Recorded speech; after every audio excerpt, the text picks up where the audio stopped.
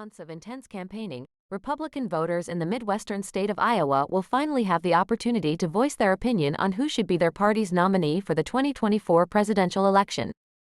The field of candidates has significantly narrowed down, but one thing remains unchanged: the continued influence and presence of former President Donald Trump, which overshadows his rivals' efforts. Due to this dominant presence, much of the attention leading up to the Iowa caucuses has focused on weather conditions and potential voter turnout, rather than speculation about the potential winner. However, there are still important storylines that will emerge as the results are revealed on Monday night. Barring a significant polling error, it is widely expected that Donald Trump will emerge victorious in the Iowa caucuses. He enjoys strong and enthusiastic support among Republican voters in the state, along with a highly organized campaign team that surpasses the resources available during his second-place finish in 2016, behind Texas Senator Ted Cruz. For Trump and his team, capturing Iowa is not simply about winning. They are aiming for an overwhelming victory that leaves no doubt about his status as the party's nominee at the Republican National Convention in July. A landslide victory in Iowa, such as winning over 50% of the vote, could potentially diminish the momentum of contenders like Nikki Haley and deal a significant blow to Ron DeSantis' campaign. While Iowa historically plays a role in reducing the candidate pool, rather than determining the ultimate nominee, this year is far from typical due to Trump's incumbency-like campaign, where he denies his defeat in 2020. If Trump's current dominance in the polls accurately reflects the sentiment of Iowa Republicans, then the real competition in the state is for second place. The recent confrontational debate between Florida Governor Ron DeSantis and former UN Ambassador Nikki Haley has underscored the high stakes involved. If either candidate manages to establish a clear lead over the other in the final Iowa results, they could emerge as the leading alternative to Trump in future contests. Conversely, a close finish would only strengthen Trump's divide-and-conquer strategy that helped him secure the nomination in 2016 and would pave his way to victory once again. Even if one of the candidates secures a comfortable second place in Iowa, there is no guarantee that it will translate into future success or a chance to catch up with the former president. Nevertheless, even a slim chance is preferable to no chance at all.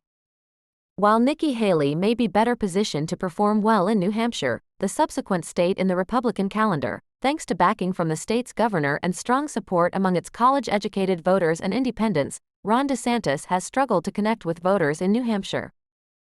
As a result, his campaign relies heavily on a strong showing in Iowa, where he has built a robust grassroots operation and secured crucial endorsements from the state's governor and influential evangelical leaders. If DeSantis fails to deliver despite these advantages, his campaign may falter in New Hampshire. Although his team refuses to admit it, it is unlikely that DeSantis would have the financial resources and momentum to sustain a long and arduous campaign if he underperforms in Iowa. The Iowa caucus format has always served as a test of a campaign's organizational skills and the level of support among its followers, considering the time commitment required from participants. Harsh winter conditions and icy roads further increase the likelihood of the caucus winner being the candidate with the most dedicated and loyal supporters.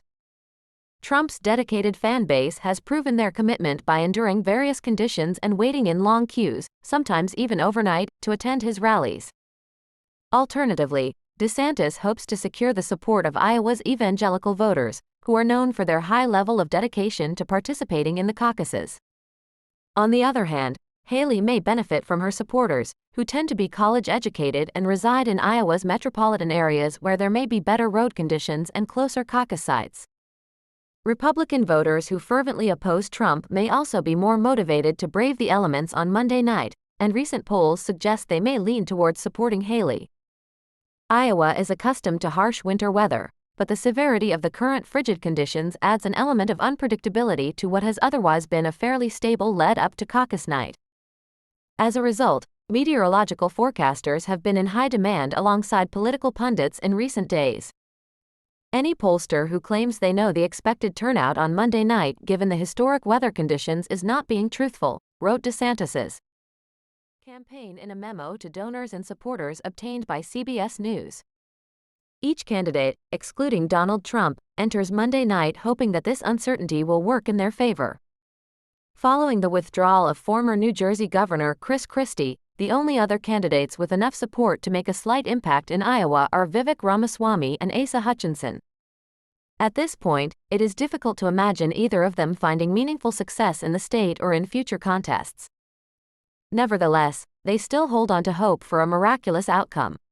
Monday night may serve as their first sobering reality check.